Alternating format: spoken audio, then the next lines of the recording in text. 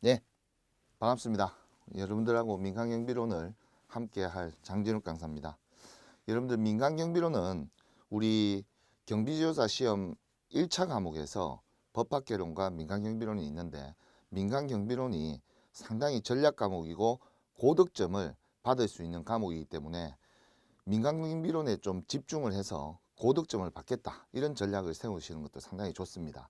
특히 법학개론은 과목이 상당히 범위도 넓고 깊이 있게 공부하는데 상당히 어려움이 또 많을 수도 있습니다. 그래서 법학개론을 공부를 하되 당연히 일정한 수준 이상이 되면 민간경비론에서 좀 고득점을 받아서 그 1차 시험은 절대평가이기 때문에 그 50점, 이게 60점 이상을 획득하게 되는 전략을 세우시면 훨씬 더 효과적일 겁니다.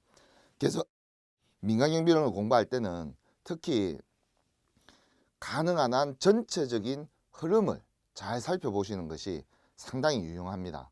그래서 그 전체적인 흐름에 있어서 좀 중요하다고 생각되는 것들은 주로 암기도 좀 병행을 하셔야 되고요. 전체적인 뉘앙스, 흐름 이런 것들을 기본서를 통해서 천천히 읽어보시면서 이해를 하려고 노력하게 되면 그 지문을 보더라도 비슷한 내용으로 그렇게 느낌이 이렇게 답안에서 이렇게 오게 됩니다. 그래서 그 기본적인 지식을 공부하는 데 있어서도 흐름이 더 중요하다.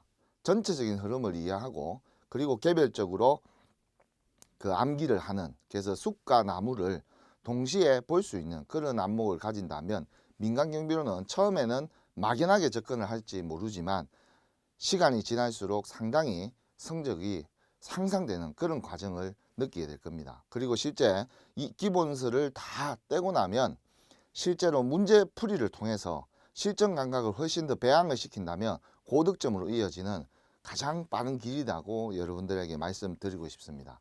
그래서 2차 시험에는 경비업법하고 경호학, 주로 경호학을 선택을 많이 하시는데 요즘에는 뭐 범죄학이나 소방학을 선택하시는 분들도 있습니다.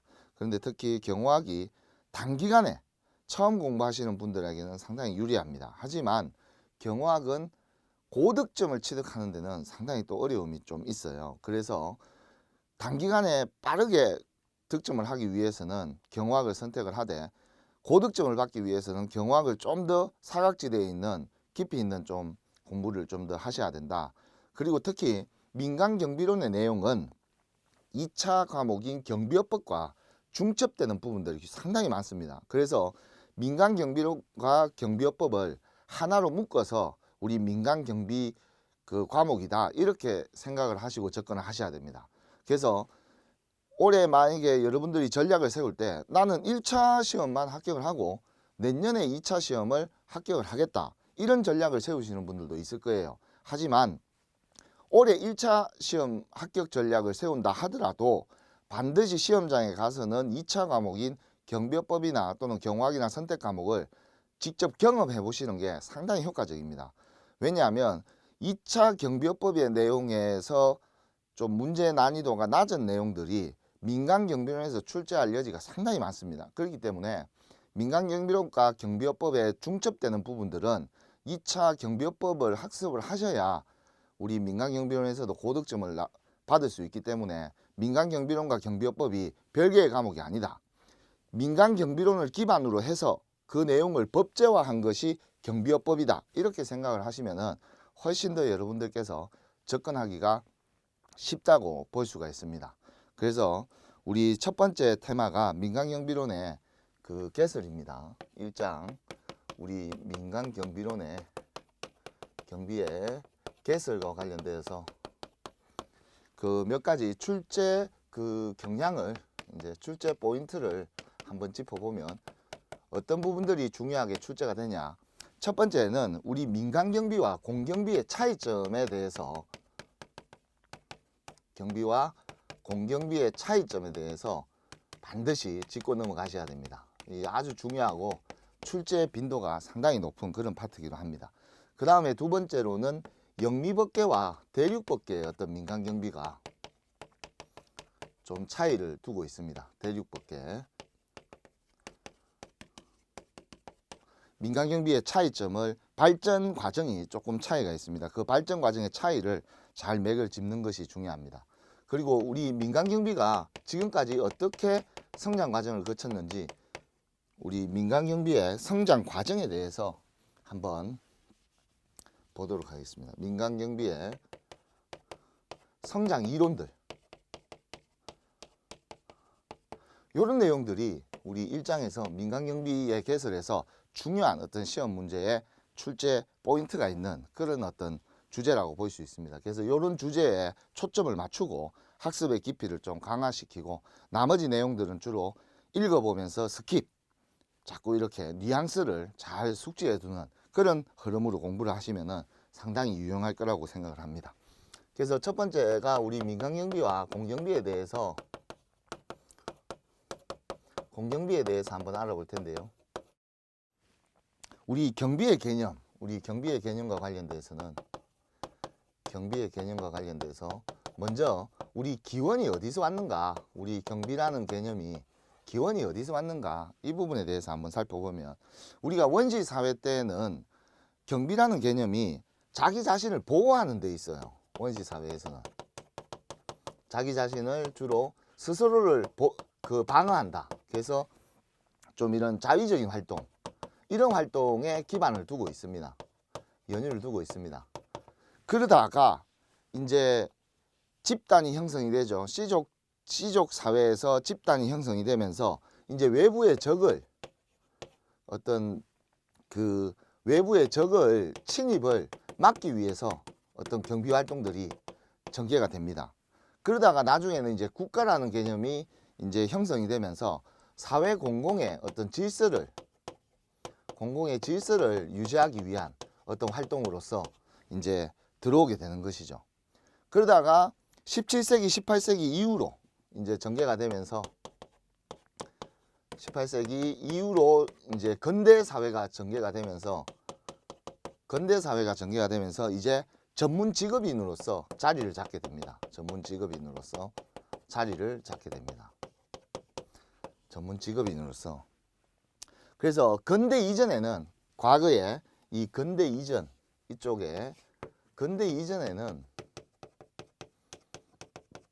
우리 민간경비와 우리 공경비, 즉 민간경비와 경찰 기능이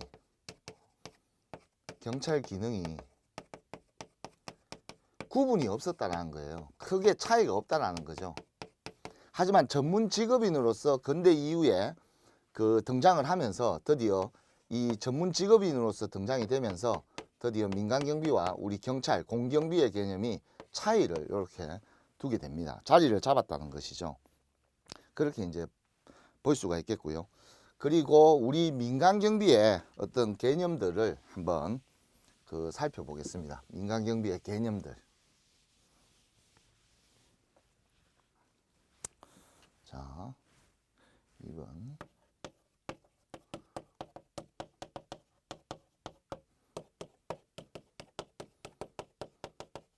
민간경비의 개념과 관련돼서 우리가 이 민간경비의 개념에는 자체경비가 포함되는 개념입니다.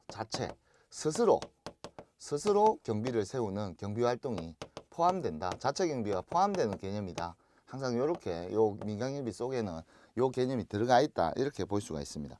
그래서 우리 민간경비론과 연결지어서 우리 민간경비에 대해서 한번 살펴보면, 첫 번째 우리 민간이 주도를 해야 되고요. 그리고 두 번째는 경비활동을 해야 되는 것이죠. 경비활동을. 세 번째로는 론이잖아요. 그죠? 론한다. 이게 이제 민간경비론의 어떤 과목의 이름인데, 이거와 관련돼서 민간경비가 어떻게 연결되어 있는지, 민간이 주도한다는 것은 특히 일반 사기업이 주도를 한다라는 뜻입니다. 공공기관이 아니라 일반 민간 영역에서 이루어지는 것들이고, 이런 민간 영역의 활동들은 전부 다 영리성을 기반으로 하고 있습니다. 영리. 그래서 특정 고객, 의뢰인이라고 하죠. 특정 고객에게 의뢰를 받아서 영리를 활동으로 사기업이 이제 주도를 하는 형태가 우리 민간이라는 어떤 뜻이 포함되어 있다. 그리고 우리 경비라는 뜻은요, 첫 번째 경자가 이제 살필 경이 살피고 대비한다, 갖춘다. 비자가 갖출 비거든요. 그래서 살피고 대비하는 거다. 그래서 살피고 대비한다는 말은 어떤 활동이죠? 사후적인 활동입니까? 사전적인 활동입니까? 사전적 예방 활동이에요. 이게 사전적 예방 활동이다. 이렇게 우리가 이제 볼 수가 있습니다. 그러면 우리가 경찰 활동은 주로 사건이 발생하고 난 이후에 수사라든지 이런 형태로 사후의적인 측면, 이런 부분들에 초점도 있는 것이 경찰 활동이고, 경찰 활동은 방범 활동은 겹치죠. 사전적 예방 활동과. 하지만 사후적인 활동까지도 포함되는 개념이 우리 공경비, 경찰의 어떤 기능이고요. 우리 민간 경비는 사전적 예방 활동, 방범 활동이 가장 핵심적이다. 이렇게 볼 수가 있습니다. 그래서 살피고 대비한다라는 뜻의 우리 경비라는 뜻은 우리 경비의 3대 요소가 있습니다. 경비의 3대 요소. 아주 중요한 내용이죠. 경비의 3대 요소. 첫 번째, 우리가 살피고 대비한다는 것은 어떤 안 좋은 것들을 막아낸다는 뜻이에요. 그래서 첫 번째가 방범 활동이 상당히 중요한 핵심적인 활동입니다. 그 다음이 방제 활동이 돼요. 재난을 대비하는 거. 그리고 마지막으로는 방화, 화재를 막는 거. 그래서 방범, 방제, 방화 활동을 우리는 경비 활동이라고 합니다. 그래서 우리가 이걸 빠르게 외우셔야 되겠죠. 그죠? 그래서 어떻게 외우냐? 빠라바라방 이렇게 외우셔야 돼요. 방범, 방제, 방화. 그게 경비의 핵심이다. 방범, 방제, 방화가. 그 3대. 방범, 방제, 방화 활동을 위해서 살피고 대비하는 활동들이 전부 다 경비 활동이다. 이렇게 생각하시면 되고, 그러면 우리는 무엇에 대해서 논하는가? 민간 경비로는 민간 경비가 어떻게 발전해 왔는지, 그리고 우리 민간 경비가 어떤 환경 속에서 지금 경비가 발생되고 있는지, 그렇게 해야 환경을 알아야 그 니즈나 이런 것들을 파악할 수 있다는 거죠. 그 다음 우리 민간 경비가 어떻게 조직되어 왔고, 민간 경비가 대표적인 시설 보호 활동을 어떻게 하고 있는지, 이런 부분에 대해서 초점을 가지고 있는 거죠. 그래서 특히 최근에는 사이버 보안이라는 컴퓨터 보안, 사이버 보안 활동이 상당히 중요해졌어요. 과거에 비해서. 요즘에는 보이스 피싱이라든지 이런 어떤 스미싱, 이런 범죄들이 자꾸 증가하면서 사이버 보안과 관련된 활동들까지 우리 민간 경비의 영역에 지금 다 들어와 있다. 이렇게 볼 수가 있고요. 그 다음에 마지막으로 우리의 민간 경비가 전망, 앞으로 어떻게 발전해 나갈 것인지, 특히 4차 산업혁명에 발맞추어서 민간 경비에 다양한 어떤 기술들이 결합을 하면서 민간 경비가 앞으로 지속적으로 어떤 발전될 수 있는 어떤 그런 상황, 그런 부분들에 대해서 전체적으로 이제 살펴보는 겁니다. 특히 우리 민간 경비의 가장 큰 기원은 영국이 우리 민간 경비의 효시다. 이렇게 생각하시면 돼요. 영국에서 처음에 시작했다. 이렇게 생각하시면 됩니다. 그래서 영국이 가장 선진국이죠. 그래서 이제 영국에서 시작을 해서 유럽으로 이제 확장되는 거죠. 유럽 사회로 이제 전반적으로 이제 확장을 시키는 개념으로 민간 경비가 발전을 합니다. 그런데 이 민간 경비의 개념은 각 국가들마다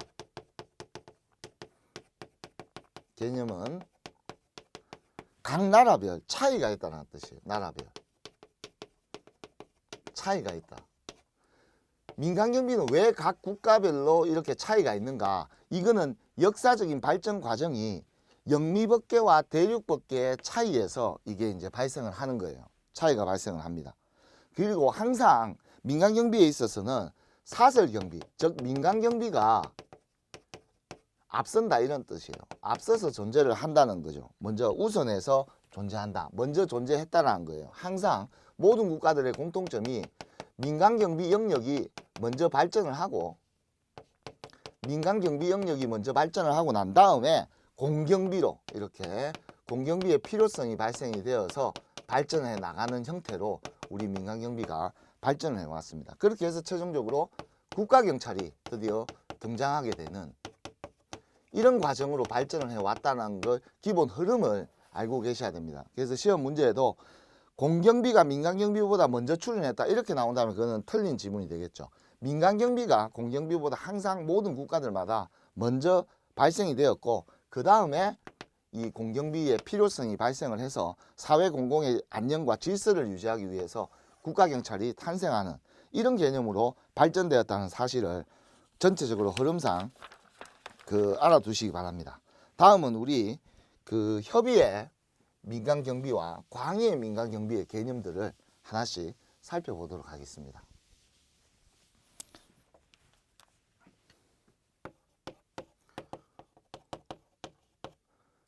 협의의 민간경비와 우리 광의의 민간경비,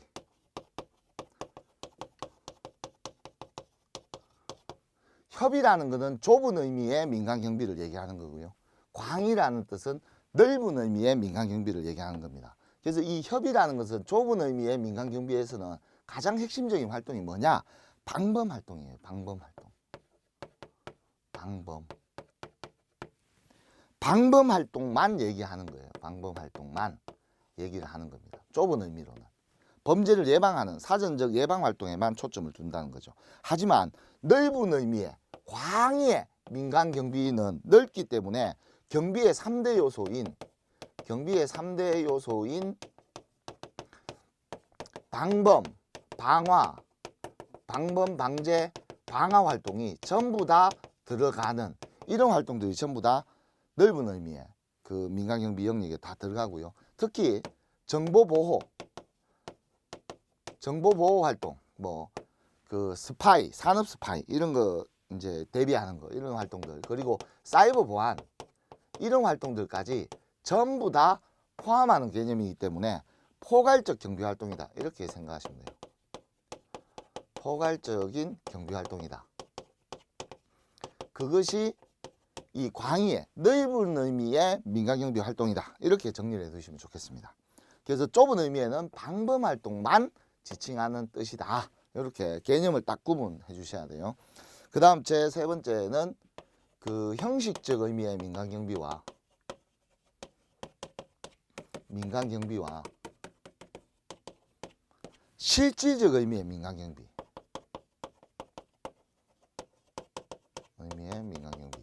활동의 개념을 이론적으로 개념을 구분을 하는 거죠.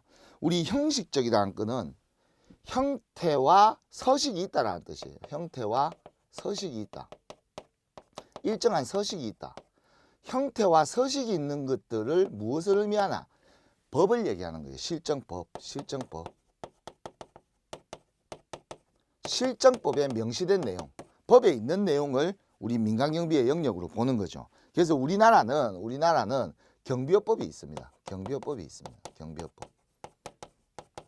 경비업법은 법에 민간경비의 내용을 규정을 다 해놨다는 거예요. 그래서 형태와 서식에 따라서 규정을 다 해놨다. 그래서 이거는 형식적 틀이 있다.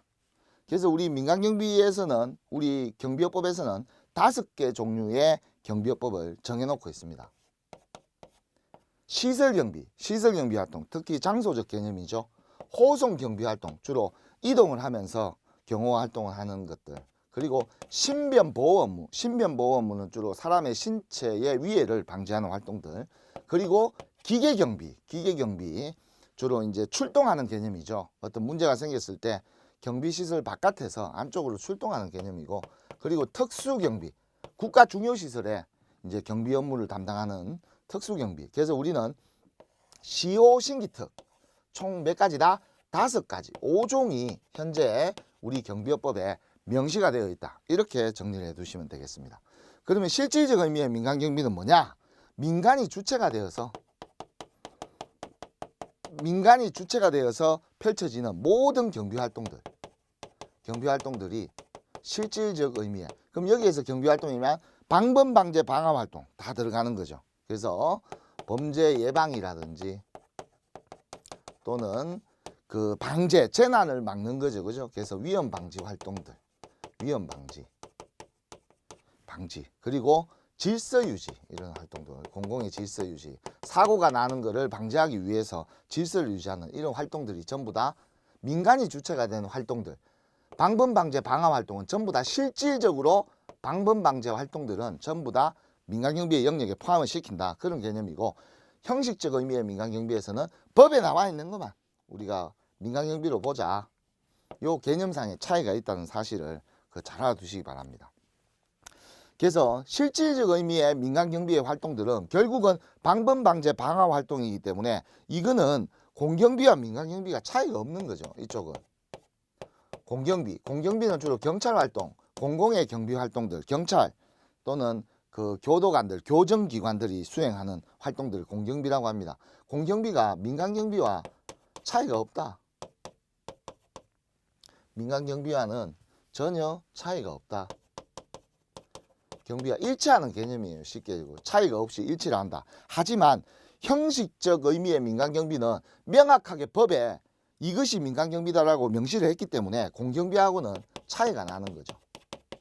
민간경비 활동과 형식적 의미의 민간경비 활동과 공경비는 법에서 명확하게 차이점을 두고 있습니다.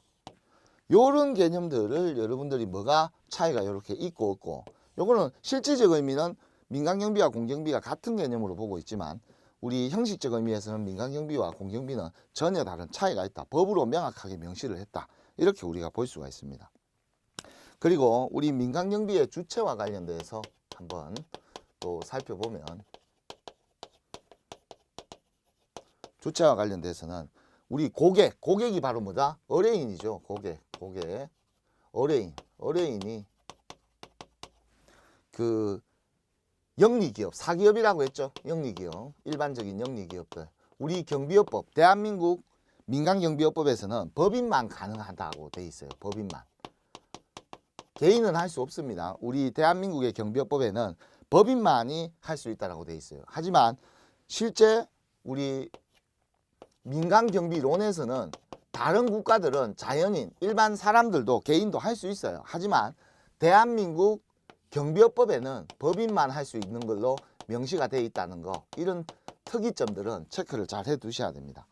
그리고 우리 민간경비원의 신분은 우리 민간인 신분이에요. 기본적으로 민간인 신분들, 민간인 신분인데 청원경찰이라든지 이런 분들이 이제 국가중요시설에서 근무를 하는데 약간 그런 분들의 대우나 보수 조건들이 공무원에 준한다고 해서 우리가 준공무원이다 이런 표현들을 쓰거든요. 하지만 그런 용어 자체는 존재하지 않습니다. 준공무원이라는 단어는 좀 법률상의 단어가 아니에요. 우리가 그냥 일반적으로 그냥 사용하는 용어죠. 그죠? 이런 단어는 없습니다. 이런 것들을 잘 체크를 해 두십시오. 그래서 민간경비의 어떤 흐름과 주체, 또 이 사람들의 신분, 이런 것들을 좀 전체적으로 정리를 해 둘 필요가 있습니다. 그리고 우리 이제 다음은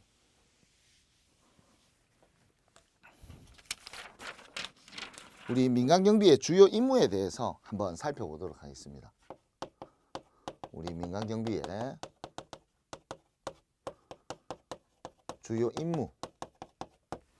임무와 관련돼서 특히 이쪽 부분은 출제 빈도가 상당히 높기 때문에 잘 체크를 해 두셔야 돼요. 우리가 주요 임무다 이러면 어떤 의미를 가지고 있냐? 민간경비가 담당하는 역할이 뭐냐? 이런 어떤 의미를 가지게 됩니다. 첫 번째 역할이 바로 범죄 예방 활동이죠. 범죄를 예방하는 활동, 방범 활동. 이것이 가장 본질적인 업무다. 우리 민간경비 영역에서 가장 본질적이고 중요한 임무다. 이렇게 생각하시면 돼요. 가장 핵심이다. 우리 범죄 예방 활동들은 사회적 전체로 봐서 이익이 있는 거죠. 그래서 사회적 전체로서의 이익이 있기 때문에 공공성을 상당히 잘 띠고 있다. 공공성을 띈 성격이다. 개인이 돈을 내고 범죄 예방 활동을 한다 하더라도 그 자체가 사회적으로는 대중들에게 이익을 주는 어떤 공익적인 측면, 공공성이 있는, 공공성이라는 뜻은 대중 전체에 영향을 미치는 그런 뜻을 가지고 있거든요. 그 다음 제 두 번째가 질서유지입니다. 질서유지 업무. 질서유지는 특히 우리가 그 행사를 하는 행사장들, 사람들의 유동인구가 상당히 많죠.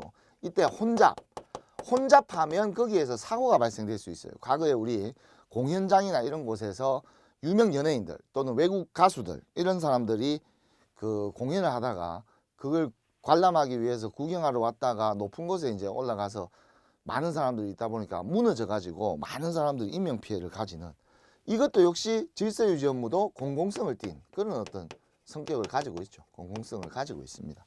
그리고 위험방지 의무도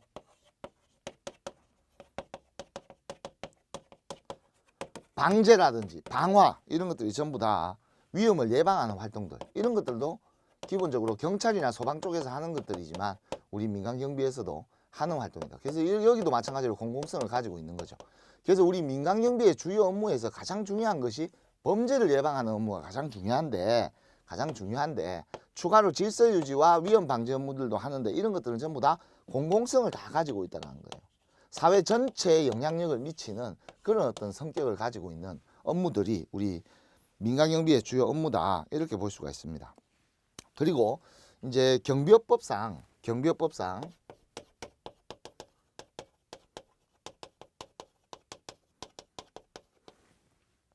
그 경비업과 관련돼서 몇 가지를 좀 이제 살펴보면은 경비업과 관련되어서 우리 경비 업무는요 기본적으로 우리 경비업법상 그 제2조 1호에 규정이 되어 있죠, 그죠? 정의를 내려놓고 있습니다. 경비 업무의 전부 또는 일부를 경비 업무에 여기서 경비 업무라는 뜻은 방문 방제 방화 업무를 얘기하는 거죠. 전부 또는 일부를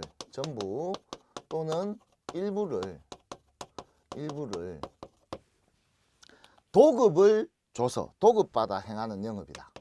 도급받아 행하는 영업이다. 이렇게 이제 규정을 하고 있습니다. 그래서 여기에서는 가장 중요한 포인트는 뭐냐? 도급이 뭐냐? 이게 이제 중요하죠. 도급이라는 거는 도급인이 있어요. 도급인. 이 사람이 도급을 주는 사람이에요. 도급을 주는 사람이고 한쪽에서 줬다 그러면은 한쪽에서는 받는 사람이 있겠죠. 수급인이 있는 거예요. 수급인은 누구냐? 도급을 받은 사람이에요. 받는 사람. 그럼 이 받는 사람은 누구냐? 이 경비업자를 얘기하는 거죠. 법인만 할 수 있으니까. 경비업자를 얘기하는 거예요.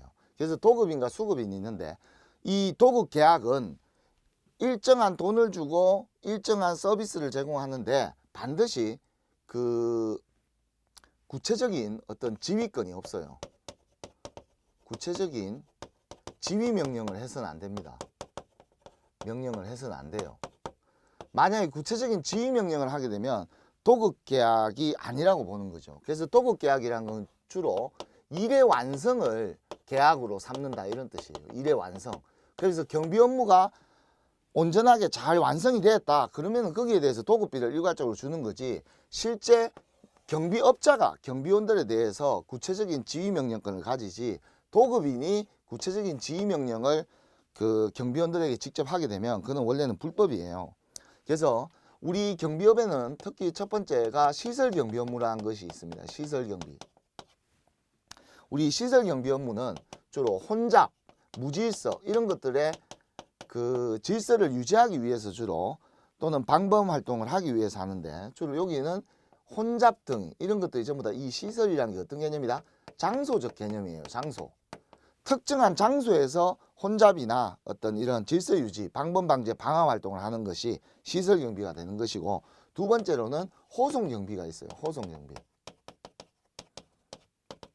우리 호송 경비는 주로 운반 중이라는 거는 주로 이동이라는 개념이 들어가 있습니다. 이동 중이다 이런 뜻이에요. 이동 중이다. 그래서 호송이라는 거는 뭔가 물건을 이동하는 거죠. 그래서 현상금이 걸려있는 유물이다 이렇게 외워두셔야 되거든요. 현상금이 걸려있는 유물이다. 그러면 이 현상금이라는 거는 뭐냐? 현금을 얘기하는 거고요. 상품을 얘기하는 거고요. 여기는 귀금속을 얘기하는 거예요. 귀금속. 그리고 유가증권, 채권이나 이런 것들, 정권 이런 것들, 물건, 기타 물건을 얘기합니다. 기타 물건. 그래서 현상금이 걸려있는 유물을 운반을 하게 되면 뭐냐? 호송경비다. 이렇게 이제 정의를 내려두시면 될 것 같아요. 이거 외워두시면 아주 유용하다고 볼 수가 있습니다. 그 다음에 세 번째로는 신변보호 업무예요. 신변보호 업무. 우리 신변보호 업무는 특히 사람과 관련된 부분, 사람에게 위해가 발생되는 걸 방지하는 거예요. 위해. 생명이나 신체에 어떤 해를 끼치는 것을 방지하는 거. 우리가 일반적으로는 우리가 신변보호 업무를 나중에 여러분들이 이제 경호학이다 이렇게 또는 경호다 이렇게 이제 이야기도 하는 거죠. 하지만 경호라는 개념보다 신변보호라는 개념이 좀 더 넓은 개념이에요. 그래서 신변보호라는 개념 속에 이 경호라는 개념이 들어가 있는 개념이에요. 이렇게. 그래서 신변보호라는 개념이 좀 더 넓다 이렇게 볼 수 있습니다. 그 다음 우리 네 번째는 기계경비 업무가 있어요. 기계경비 업무. 우리 기계경비 업무는요, 경비시설, 경비대상시설 바깥에서, 시설 외에서, 이 바깥이라는 뜻이에요. 경비시설 안에서 출동하면 안 됩니다. 외에서 출동하는, 문제가 사건이 생기면 출동을 해서 그 경비활동을 전개하는 것이 우리 기계경비 업무인데, 기계경비 업무는 결국은 이 출동을 하기 위해서는 첫 번째 뭐가 돼야 돼요? 감지를 해야 돼요. 감지를 했으면 그 신호를 보내야 되겠죠. 그죠? 송신을 해야 됩니다. 송신. 그러면 신호를 보냈어요. 그러면 신호를 받아야 되겠죠. 수신이 있습니다. 수신.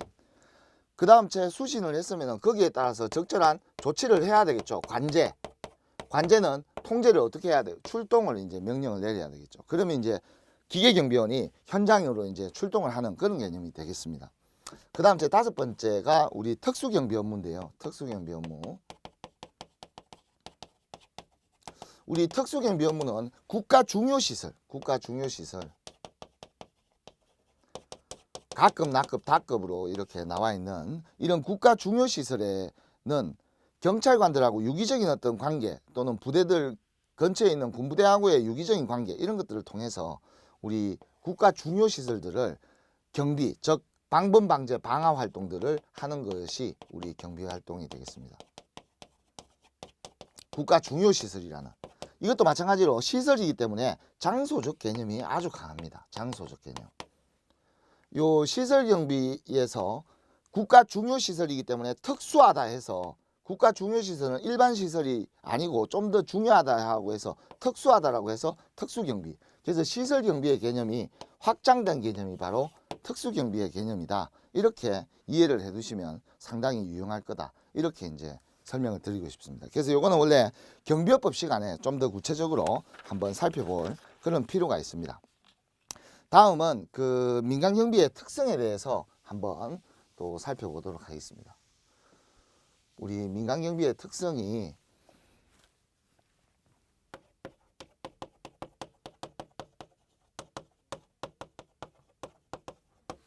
우리 민간경비는 영리성과 공공성을 다 가지고 있는 거죠. 그죠? 개인의 기업의 영리 활동임에도 불구하고 사회적으로는 공공, 대중에게 전체적으로 영향력을 주는, 그래서 영리성과 공공성을 동시에 요구하는 그런 특성이 있습니다. 그래서 그 세부적으로 중요한 어떤 지문들을 한번 살펴보게 되면 우리나라 경찰관은 부업으로 민간경비를 못하게 돼 있어요. 우리나라 경찰은 부업으로 민간경비원의 활동을 할 수가 없습니다. 그러면 한마디로 얘기하면 뭐라는 뜻이에요? 우리나라 경찰은 겸직이 금지가 되게 돼 있습니다. 금지. 요게 핵심이죠. 미국 경찰관은 그 경찰 활동을 낮에 경찰 활동을 하고요. 저녁에 나이트클럽이나 이런 곳에서 민간경비원으로서 활동을 투잡을 합니다. 미국의 개념은. 하지만 우리는 겸직이 금지되어 있어요. 애초에. 그래서 최근에는 미국도 이런 겸직 금지 규정들이 많이 생기고 있죠. 그런 특징들, 포인트들을 잘 보셔야 돼요. 그래서 우리 또 민간경비가 그 조직화하는 과정에서 민간경비를 조직하는 과정에서 몇 가지 특수한 상황들이 있죠. 민간경비는 어쨌거나 위험성을 내포하고 있습니다. 현장에서 범죄를 예방하는 활동들이기 때문에 범죄에 노출될 가능성이 상당히 많고요. 그리고 이런 것들은 우리가 예측이 된다 안 된다는 뜻이에요. 돌발성이 있습니다. 항상 어떤 상황으로 생길지도 모르고 거기에서 우리는 기동성을 가지고 아주 빠르게 대처를 해야 됩니다. 기동성을 가지고.